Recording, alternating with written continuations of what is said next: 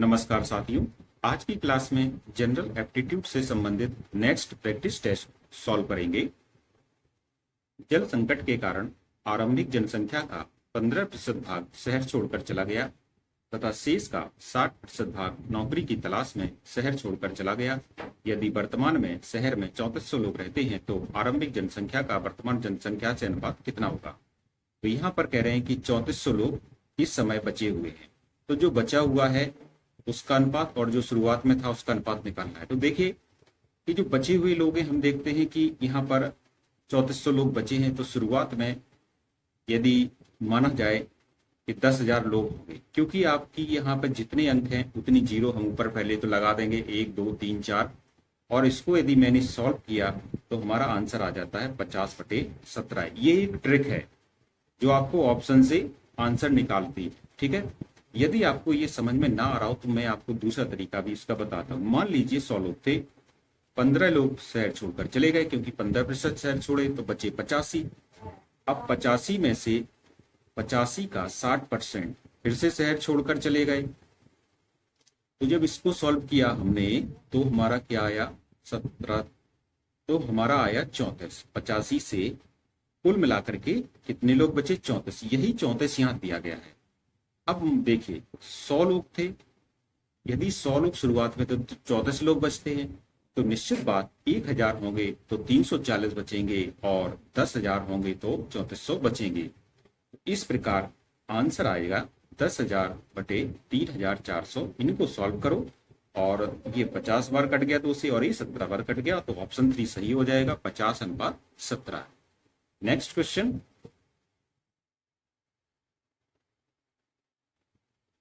Next, एक निश्चित कूट भाषा में मैं को लिखा जाता है 646413 और पीक को लिखा जाता है 4176। तो कह रहे हैं कि एम का कोड क्या होगा। तो देखिए सबसे पहले इस प्रकार के क्वेश्चन करते समय हम देखते हैं कि इसमें से कॉमन क्या है। तो हम देखते हैं कि यहाँ पर इन दोनों में ई कॉमन है, के कॉमन है और ए कॉमन है। अब बच्चे हमारे पास यहाँ एम बचा, यहाँ पी बचा। अब यहाँ भी देखेंगे, यहाँ 4 कॉमन है, यहाँ 1 कॉमन है, यहाँ 6 कॉमन है, तो यहाँ 3 बचा और 7 बचा। इस प्रकार से निश्चित बात है अब एम के सामने एक ही ऑप्शन बचता है 3, तो आंसर होगा ऑप्शन 1 3। Next question. भारत में 19वीं शताब्दी के पूर्वार्ध में शुरू हुए बहावी आंदोलन का लीडर निम्नलिखित में से कौन था। साहेब वजीउल्लाह, मौलाना अबुल कलाम आजाद, अब्दुल वहाब, सैयद अहमद बरेलवी। तो यहाँ पे जो बहावी आंदोलन शुरू हुआ था इसका लीडर था सैयद अहमद बरेलवी, इसलिए यहाँ पर चौथा ऑप्शन सही होगा। नेक्स्ट, एक गोलीय दर्पण का मुख्य अक्ष इसके ध्रुव पर दर्पण के समानांतर होता है, इसके ध्रुव पर दर्पण के अभिलंबवत होता है, इसके ध्रुव से 45 अंश के कोण पर आनत होता है, इसके ध्रुव से 60 अंश के कोण पर आनत होता है। तो गोलीय दर्पण इस प्रकार से होता है जिसमें एक साइड पॉलिश की जाती है, उसको दर्पण कहते हैं। इस प्रकार से हम देखते हैं जो इसका मुख्य अक्ष होता है, इसको चित्र के माध्यम से अभी समझेंगे। ये दर्पण हो गया और इसका यह मुख्य अक्ष हो गया, जिससे किरणें आपतित होती हैं। ये किरणें आपतित हो रही और परावर्तित होकर के जिस बिंदु पर मिलती हैं उसको फोकस कहते हैं। और इसका जो यदि कर्वेचर बनाया जाए जिस सेंटर पर, तो इसका जो एक केंद्र होता है, वक्रता केंद्र होता है, इसको सेंटर ऑफ कर्वेचर बोला जाता है। इसे सी से डिनोट करते हैं और यह अपना मुख्य अक्ष हो गया, जिसको पी से डिनोट करते हैं, प्रिंसिपल एक्सिस। तो हम देख सकते हैं कि यहाँ पर ये एक लेंस है, ठीक है, ये लेंस हो गया। अब लेंस से ये किस प्रकार है, ये 90 डिग्री के एंगल बनाते हुए, मीन्स इस प्रकार से होता है। ये लेंस हो गया और ये आपका मुख्य अक्ष है। ये तो ये कौन सा एंगल बन रहा है, 90 डिग्री का बन रहा है। तो इसके ध्रुव पर दर्पण के, इसलिए इसका जो सेकंड ऑप्शन होगा, इसके ध्रुव पर दर्पण के अभिलंबवत होता है। ये क्या होता है, परपेंडिकुलर होता है। ये मुख्य अक्ष है और ये इसके दर्पण के क्या है, परिपेंडिकुलर है, 90 डिग्री का एंगल बनाता हुआ होता है, अभिलंबवत इसको कहते हैं। Next question.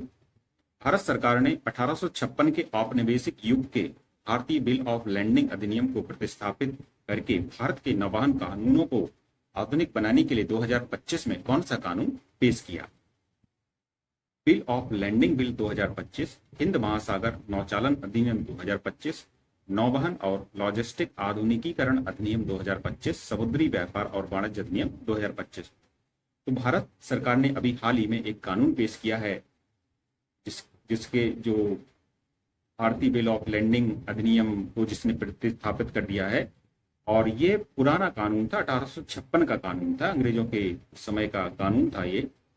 तो उसमें नौवहन कानूनों को आधुनिक बनाने के लिए जो समुद्री कानून है उनको, जिसमें नौकाएं चलती हैं, वाणिज्यिक नौकाएं भी चलाई जाती हैं, तो उनको आधुनिक बनाने के लिए एक ऐसा कानून पेश किया जिसको बोलते हैं बिल ऑफ लैंडिंग बिल 2025। इसलिए पहला ऑप्शन सही होगा। अगला क्वेश्चन देखेंगे, जब कोयला अपर्याप्त ऑक्सीजन में जलता है तो निम्नलिखित में से कौन सी गैस उत्पन्न होती है? Carbon dioxide gas, sulphur dioxide, nitrous oxide और कार्बन मोनोऑक्साइड। आपने देखा होगा एक बहुत सी खबरें आती हैं कि रात में कुछ लोग सीढ़ी जला करके सोए और सुबह को जब वो उठे या उनके घर वाले किसी ने देखा तो वह सभी लोग बेहोश आपको मिले। तो इस प्रकार से जो जब एक कमरे के अंदर कोयले में सिगड़ी जला करके आदमी सोता है तो इससे, क्योंकि पर्याप्त मात्रा में खिड़की दरवाजे बंद होने के कारण ऑक्सीजन नहीं मिल पाती है, तो इससे जो गैस बनेगी उसको कहते हैं कार्बन मोनोऑक्साइड। और यह ऑक्सीजन की तुलना में अत्यधिक जहरीली होती है और जल्दी ब्लड में घुलने वाली भी होती है। इसलिए इसका चौथा ऑप्शन सही होगा। जब कोयला अपर्याप्त ऑक्सीजन में जलता है तो यह गैस बनती है जिसका नाम है कार्बन मोनोऑक्साइड। अगला क्वेश्चन देखेंगे, निम्नलिखित में से कौन से भारतीय राज्य मुख्य रूप से ग्रेट इंडियन डेजर्ट द्वारा आच्छादित हैं? गुजरात और राजस्थान, महाराष्ट्र और मध्य प्रदेश, उत्तर प्रदेश और उत्तराखंड, उत्तर प्रदेश और बिहार। तो ग्रेट इंडियन डेजर्ट हम जानते हैं कि भारत के जो पश्चिमी क्षेत्र है इसमें राजस्थान और गुजरात ये दो स्टेट हैं जिसमें कि जैसे कि रण ऑफ कच्छ है और रेगिस्तान, सहारा रेगिस्तान है राजस्थान में।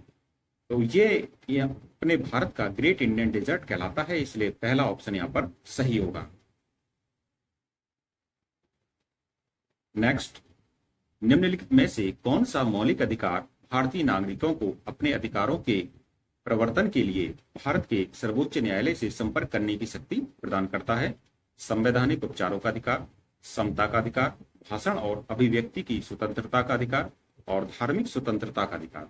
संवैधानिक उपचारों का अधिकार एक ऐसा अधिकार है जो कि भारतीय नागरिकों को अपने अधिकार पाने के लिए, प्रवर्तन करने के लिए सर्वोच्च न्यायालय आदमी जा सकता है, इसलिए पहला ऑप्शन सही होगा।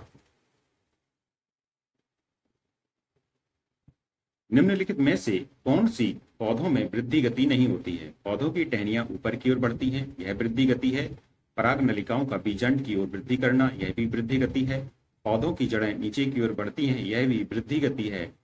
और पौधे स्पर्श के प्रति अपनी पत्तियां हिलाते हैं, यह एक वृद्धि गति नहीं होती है, इसलिए इसका चौथा ऑप्शन सही है। अगला क्वेश्चन देखेंगे, समानांतर क्रम में जुड़े प्रतिरोधों के संबंध में निम्नलिखित में से कौन सा कथन सत्य नहीं है? प्रत्येक प्रतिरोधक से प्रवाहित धारा समान होती है। तो देखिए ये इंटर 12th फिजिक्स का क्वेश्चन है, तो आपको समानांतर और श्रेणी क्रम, सीरीज और समानांतर दो प्रकार के क्रम होते हैं जिसमें कि इलेक्ट्रिक करंट प्रवाहित होती है। इस प्रकार से आप देखते हैं तो इस प्रकार के प्रश्न यदि करना है तो आप देख सकते हैं समानांतर और श्रेणी क्रम दो क्रम होते हैं। समानांतर क्रम में जो प्रतिरोध जुड़े होते हैं यह अलग अलग दो टर्मिनल से जुड़े होते हैं और इनमें जो धारा प्रवाहित हो रही है ये अलग अलग होती है। इस प्रकार से आप देख सकते हैं कि माना जैसे कि यहाँ पर ये 3 बैटरी हैं, plus plus plus C plus से जुड़ी हुई हैं और ये 3 वाली जो है वो माइनस से जुड़ी हुई है। तो यह समानांतर क्रम है जिनमें करंट अलग अलग फ्लो होती है। जबकि जो सीरीज क्रम होता है इसमें एक ही करंट फ्लो होती है कि जैसे एक प्लग से यहाँ पर लगा दिया और फिर यहाँ लगा दिया और फिर यहाँ लगा दिया और फिर यहाँ स्विच लगा दिया, तो ये लगातार एक ही धारा फ्लो हो रही है, तो इसको हम लोग सीरीज क्रम कहते हैं। इसमें जो क्वेश्चन है पहला ऑप्शन है कि सत्य नहीं है, प्रत्येक प्रतिरोधक से प्रवाहित धारा समान होती है। अब आप जान सकते हैं कि अभी मैंने बताया है कि श्रेणी क्रम और समांतर क्रम, दो परिपथ होते हैं।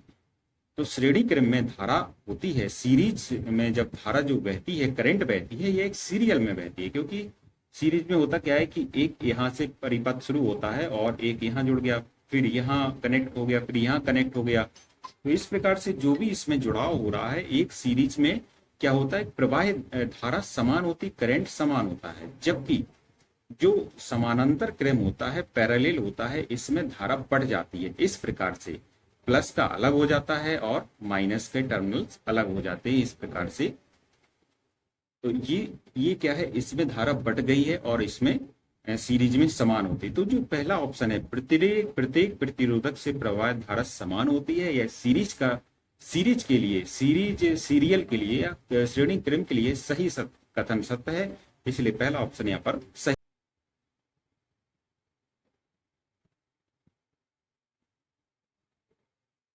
Which of the following is one of the 17 United Nations Sustainable Development Goals? Technological monopolies, military expansion, industrial isolation and zero hunger. तो हुआ क्या था कि जब 21वीं शताब्दी यह शुरू हुई है, 2000 में यूनाइटेड नेशन ने एक बैठक बुलाई थी और उसने कहा था, और इसमें 193 देशों ने हस्ताक्षर किए थे और 8 लक्ष्य तय किए थे। इन 8 लक्ष्यों में तय था कि हम लोग गरीबी मिटाएंगे, भुखमरी मिटाएंगे, सभी को रोजगार देंगे, सभी को स्वास्थ्य देंगे। इस प्रकार से इन्होंने 8 लक्ष्य बनाए थे और इनका लक्ष्य रखा गया था कि हम 2015 तक ये लक्ष्यों को प्राप्त कर लेंगे, लेकिन ये लक्ष्य प्राप्त नहीं हो पाए। तो उनका आगे भी एक्सपेंशन किया गया और उन लक्ष्यों की संख्या बढ़ा करके 17 कर दी गई, जिसको बोलते हैं हम सस्टेनेबल डेवलपमेंट गोल। मीन्स वर्तमान में जो लक्ष्य चल रहे हैं, यह 17 सस्टेनेबल डेवलपमेंट गोल्स में चल रहे हैं। तो इसमें कौन सा, इसमें बता रहे हैं कौन सा लक्ष्य ऐसा है जो इसमें शामिल है। तो देखिए, जैसे अभी मैंने बताया था कि सन 2000 में जब बैठक हुई यूनाइटेड नेशन की और 193 सदस्य देश बैठे, तो उन्होंने कहा हम सबके लिए फ्री भोजन की व्यवस्था करेंगे, कोई कुपोषण से किसी की मृत्यु नहीं होगी। तो इसमें हमारा जो चौथा ऑप्शन है ये सही हो जाएगा, जीरो हंगर। मीन्स कहीं भी भुखमरी की स्थिति, पूरे विश्व में कहीं भी भुखमरी की स्थिति देखने को नहीं मिलेगी। ऐसा यूनाइटेड नेशन के 17 जो गोल्स निर्धारित किए गए हैं, SDG, United nation sustainable development goals, उनका एक ऐसा पॉइंट है, जीरो हंगर। तो इसलिए यहां पर चौथा ऑप्शन सही होगा। नेक्स्ट, 2025 में किस प्रौद्योगिकी कंपनी ने भारत में अपने क्लाउड और AI अवसंरचना को बढ़ाने के लिए $3 बिलियन के निवेश की घोषणा की, जिसमें 2030 तक 10 मिलियन स्थानीय लोगों को AI कौशल में प्रशिक्षित करने की योजना शामिल है? IBM, Google, Amazon and Microsoft. तो यह जो है माइक्रोसॉफ्ट की योजना है, जिसमें उसने भारत में अपने क्लाउड और AI इंफ्रास्ट्रक्चर को बढ़ाने के लिए $3 बिलियन की निवेश की घोषणा की है, जिसमें 2030 तक उन्होंने लक्ष्य रखा गया है कि हम 2030 तक 10 मिलियन यहाँ के जो अपने भारत के लोग हैं उनको AI में निपुण बनाएंगे, AI में समृद्ध बनाएंगे, जिससे कि वो AI आर्टिफिशियल इंटेलिजेंस से संबंधित चीजों को सीख सकें। अगला क्वेश्चन, अंग्रेजी वर्णमाला क्रम के आधार पर BUOP एक निश्चित तरीके से FYST से संबंधित है, RKEF उसी तरीके से VOIJ से संबंधित है। समान तर्क का पालन करते हुए DWQR निम्नलिखित में से किस विकल्प से संबंधित है? तो अब देखेंगे इसका आंसर क्या होगा। यहाँ पर 4 ऑप्शन भी दिए गए हैं। तो VUOP यह किससे संबंधित है? FYST। RKEF ये संबंधित है VOIJ से। DWQR यह किससे संबंधित होगा, ऐसा पूछा गया है। तो देखिए, आप देख सकते हैं कि B के आगे चलने पर, B के आगे कितना आगे F होता है? BCDEF 4 आगे F होता है। U के कितने आगे F होता है? UVWX Y 5 हो गया ये। OPQRS यह 4 हो गया। U से Y 4, O से S +4, P से T +4, R से V, RSTUV इस प्रकार हम लोगों को पता चल गया है कि जो पहले वाला यहाँ पर लिखा हुआ है अक्षर, इससे +4 करने पर आगे का अक्षर प्राप्त हो जाता है। तो निश्चित बात है DWQR में +4 करने से आंसर का पता चल जाएगा। तो DWQR, तो D से +4 करेंगे, EFGH, W से +4 करेंगे, XYZA, Q से +4 करेंगे, RSTU, R से +4 करेंगे, B आएगा। इस प्रकार से HAUB सेकेंड ऑप्शन यहां पर सही होगा। अगला क्वेश्चन, निम्नलिखित में से किस वेद में वसुधैव कुटुंबकम का वाक्यांश का उल्लेख है? अथर्ववेद, रामायण, सामवेद, महाभारत। करेक्ट आंसर होगा ऑप्शन ए, अथर्ववेद में वसुधैव कुटुंबकम का उद्देश्य है, जिसमें पूरी पृथ्वी को परिवार माना गया है। नेक्स्ट क्वेश्चन, भारत में महारत्न और नवरत्न कंपनियों के उदाहरणों को निम्नलिखित में से कौन सा युग्म सही से सूचीबद्ध करता है? तो महारत्न अपने भारत सरकार की कुछ कंपनियां ऐसी हैं जो महारत्न की श्रेणी में आती हैं, कुछ ऐसी हैं जो नवरत्न में हैं और कुछ मिनी रत्न में हैं। इनका जो फाइनेंशियल स्टेटस है बहुत अच्छा होता है। तो यहाँ पर देखेंगे कौन सी महारत्न है और कौन सी नवरत्न कंपनी है। Maharatna Indian Oil Corporation Limited, Navratna Bharat Electronics Limited. Correct answer पहला ही है, क्योंकि Indian Oil Corporation Limited IOCL एक महारत्न कंपनी है, जबकि भारत इलेक्ट्रॉनिक्स लिमिटेड VEL जो कि भारत सरकार के टेलीफोन का निर्माण करने वाली प्रमुख इकाई कंपनी है, तो यह एक नवरत्न कंपनी में आती है, इसलिए पहला ऑप्शन यहां पर सही हो जाएगा। नेक्स्ट, जब किसी वस्तु को अवतल दर्पण के ध्रुव और फोकस के बीच रखा जाता है तो प्रतिबिंब कहां बनेगा? इस प्रकार से अवतल दर्पण ऐसा दर्पण होता है जिसके जो किनारों पर मोटा हो और बीच में पतला हो, उसको अवतल दर्पण कहते हैं। ये इसका मुख्य अक्ष हो गया, और कह रहे हैं कि ध्रुव और फोकस के बीच रखा जाता है तो प्रतिबिंब कहां बनेगा? दर्पण पर, दर्पण के पीछे निर्धारित नहीं किया जा सकता है, दर्पण के सामने। करते क्या है कि यहां पर मान लीजिए एक फोकस है इसका, और यहां वक्रता केंद्र होगा, इस प्रिंसिपल एक्सिस है फोकस और ध्रुव, ये जो अवतल दर्पण का ध्रुव ये हो गया, पॉइंट हो गया बीच का। बीच में यहां पर एक ऑब्जेक्ट रखा गया है। अब इस ऑब्जेक्ट से जब किरणें चलेंगी, इस प्रकार से यह किरणें आपतित होंगी, परावर्तित होंगी पीछे, क्योंकि ये नियम होता है कि जो किरणें अवतल दर्पण हो या उत्तल दर्पण हो, दर्पण पर पड़ने वाली किरणें परावर्तित होती ही हैं, इसलिए तो हम लोगों को इमेज दिखाई देती है। अब एक किरण यहां से गई और एक यहां से गई। अब आप देख सकते हैं यह किरणें आगे चल करके जिस बिंदु पर मिल जाएंगी वहीं पर एक इमेज बन जाएगी, लेकिन यह किरणें आप देख सकते हैं कि आगे तो मिलने से नहीं, तो आगे जो दर्पण के पीछे ये मिलेंगी। किस प्रकार से मिलेंगी अभी आपको बताया जा रहा है। इस फिगर के माध्यम से आप लोग देख सकते हैं किस प्रकार से फोकस और प्रिंसिपल पॉइंट के बीच में, इसके ध्रुव के बीच में यह एक ऑब्जेक्ट रखा हुआ है। इस ऑब्जेक्ट से किरणें आपतित हुई और परावर्तित हो गई। इस ऑब्जेक्ट से किरण फिर आपतित हो रही और यहां से परावर्तित हो रही। अब इन किरणों को, क्योंकि ये आगे तो इस साइड कहीं नहीं मिलेंगी, अनंत से अनंत तक जाएंगी, पीछे की ओर मिलाने पर यह सीधी जब जाएगी तो पीछे की ओर इस प्रकार से जाएगी और यहां से यह पीछे इस प्रकार से मुड़ जाएगी।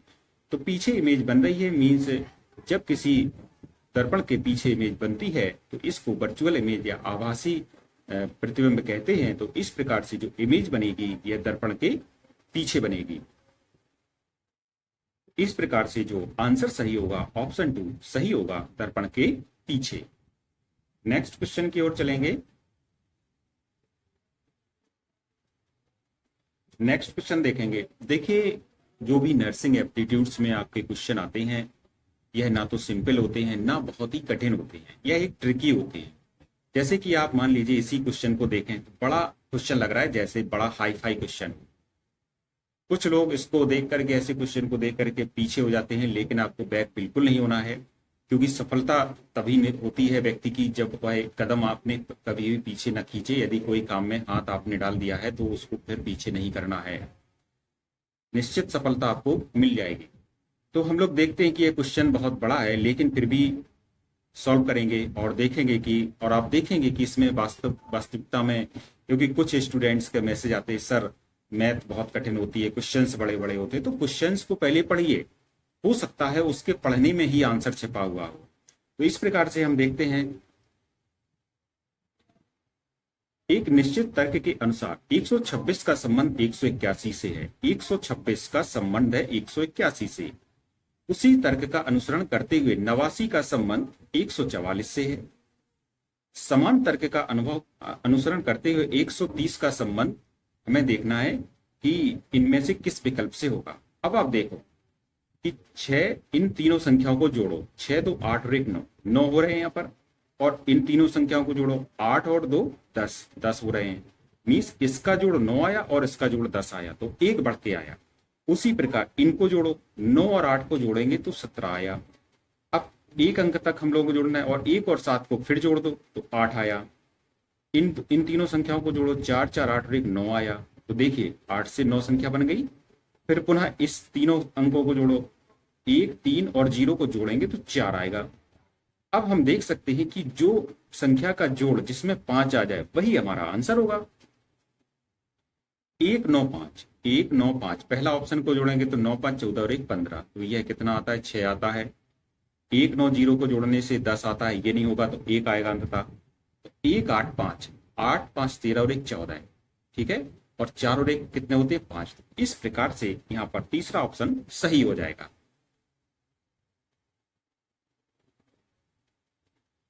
अंग्रेजी वर्णमाला क्रम के आधार पर निम्नलिखित 4 अक्षर समूहों में से 3 एक निश्चित तरीके से एक समान है और इस प्रकार एक ग्रुप बनाते हैं। कौन सा अक्षर समूह उस ग्रुप से संबंधित नहीं है? नोट, असंगत अक्षर समूह व्यंजनों स्वरों की संख्या या उनकी स्थिति पर आधारित नहीं है। अंग्रेजी वर्णमाला क्रम के आधार पर तो यह समूह दिए गए हैं, 4 अक्षर समूह में से 3 एक निश्चित तरीके से समान है और एक इसमें ऐसा है जो कि समान नहीं है। जैसे ये 3 समान होंगे, एक समान नहीं है, तो कैसे समान नहीं है आपको यह बताना है। तो देख सकते हैं यहाँ पर जो ऑप्शंस दिए गए हैं, जैसे हमने क्या किया है कि पहला ऑप्शन लिया LJI, इन पर सबसे पहले इनकी जो नंबरिंग है वो नंबरिंग की, जैसे L 12 नंबर पर आता है, J 10 नंबर पर आता है, I 9 नंबर पर आता है, Q 17, P 16, N 14 है। अब इनका आप एक दिखाइए, देखिए कि किस प्रकार से सीरीज बनी हुई है। तो 12 से 2 कम किया तो -2, और 9 से 10 से 1 कम किया तो -1। यहाँ पर देखेंगे -1 -2, यहाँ पर देखेंगे -2 -1, और यहाँ पर देखेंगे 24 22 21 है तो -2 और -1। पहले में -2 -1 आ रहा है, तीसरे में -2 -1 आ रहा है, चौथे में -2 -1 आ रहा है, जबकि जो सेकंड क्वेश्चन है इसमें -1 -2 आ रहा है। तो इस प्रकार से जो QPN अक्षर समूह है यह तीनों से यह क्या है, भिन्न है, इसलिए यहाँ पर दूसरा ऑप्शन सही हो जाएगा। A student heats an unknown organic compound and a gas is released. This gas turns lime water milky but does not support combustion. Which of the following is the gas? तो यहाँ पर एक student करता क्या है कि एक कोई ऑर्गेनिक कंपाउंड लिया उसने और उससे एक गैस निकल रही है, उसको गर्म किया तो यह एक गैस निकलती है। This gas turns lime water, और जो गैस निकलती है यह लाइम वाटर मीन्स होता है चूने का पानी, दूध या पानी। चूने का पानी को क्या कर देता है, दूधिया बना देता है, मिल्की बना देता है, दूध जैसा सफेद बना देता है चूने के पानी को, लेकिन यह जलने में सहायक नहीं है। तो अब यहाँ पर बताया गया है कौन सी गैस होती है जो जलने में सहायक नहीं होती, ये आपको पता होना चाहिए। बस आंसर इसी में छुपा हुआ हो यदि आपको नहीं आता है तो। देखिए मीथेन तो बहुत अधिक जलती है, CNG में प्रयोग होता है। हाइड्रोजन तो बहुत अधिक ज्वलनशील होती है। ऑक्सीजन के बिना किसी प्रकार की जलने की हम लोग कल्पना ही नहीं कर सकते हैं।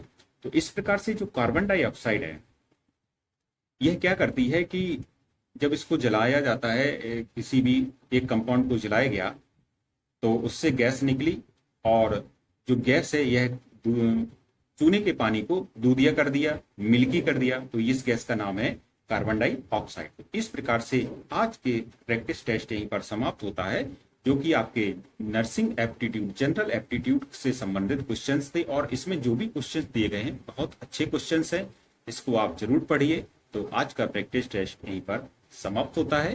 धन्यवाद।